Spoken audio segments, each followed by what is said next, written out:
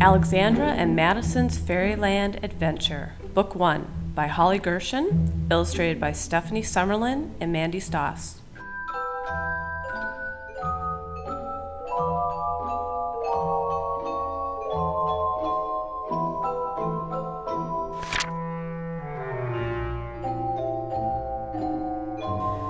It was late, but Alexandra and Madison were still talking and laughing in bed. Sleepovers are exciting and fun. Who needs to sleep? The girls said. They were too busy telling each other fantastic stories about castles and kings, princesses and fairies, and lands far away. Madison's mommy was not amused. Girls, you must settle down. It is very late. I will lay down with you until you both close your eyes. With that, Madison's mommy put her head down on the pillow and immediately fell asleep. Not a moment later, a shimmering light began to fill the room. It surrounded the girls, becoming so bright that Alexandra and Madison had to squeeze their eyes shut and cover their faces with their hands to keep the light out. With their eyes closed, their ears perked up. They could hear something. What was that sound? It sounded like the smallest of wings fluttering all around them, and even tinier bells. Opening their eyes, they were greeted by two beautiful fairies, Logan, the fairy of laughter, and Tamar, the fairy of friendship. As the girls squinted into the brightness which surrounded the fairies, Tamar and Logan presented them with magical glasses.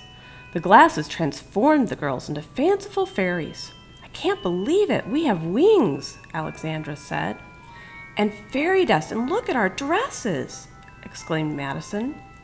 The girls flew around the room, laughing and admiring each other. The fairies beckoned the girls to follow them. Up and out of Madison's room they went until at last they were in the land of the fairies. It was even more beautiful than either Alexandra or Madison had imagined.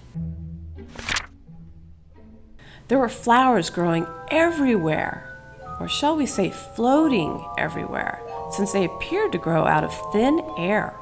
Chocolate chip cookies clung to all the trees, and the flowing river was pure grape juice. The fairies danced and sang, eating cookies, drinking juice, and picking flowers. Alexandra and Madison joined in, eating as many cookies as they could pick and drinking directly from the river of grape juice. When there was no more room in their tummies, they began creating bouquets of flowers for their mommies.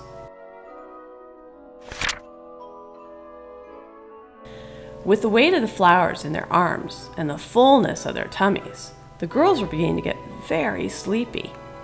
As the last tulip was chosen and each bouquet perfectly made, the girls settled in by the river for a nap.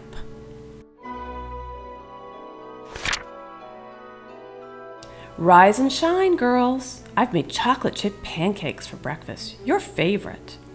The grape juice is on the table and the sun is shining brightly. It's another beautiful day for my fairy princesses, said Madison's mommy as she opened the window blinds.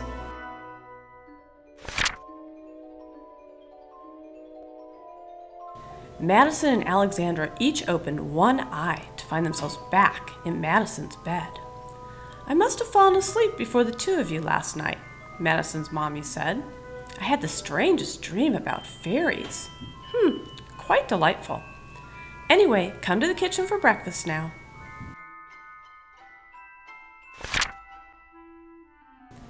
Alexandra and Madison dragged themselves out of bed. Oh, how full their tummies were. Could their dream have been real? They looked at each other and then looked down at the bed. One tulip and two pair of magical glasses sat on their pillows. In the distance, they could just barely hear the sound of fluttering wings and the tiniest of bells.